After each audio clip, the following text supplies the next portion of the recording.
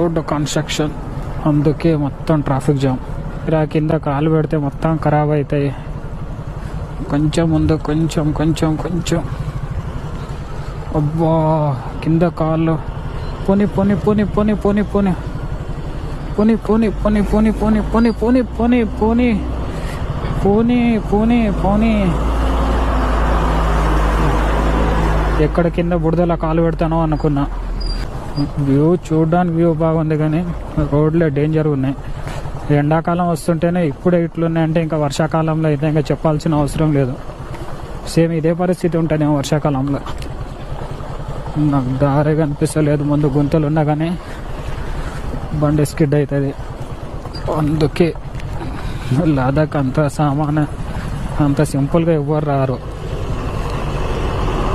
అది కూడా ఎండాకాలంలోనే రావాలి దీనికైతే. ఆల్మోస్ట్ ఇంకా వర్షాకాలంలో వచ్చినామంటే ఇంకా వాళ్ళ గోస, వాళ్ళ పరిస్థితి చెప్పాల్సిన అవసరమే లేదు.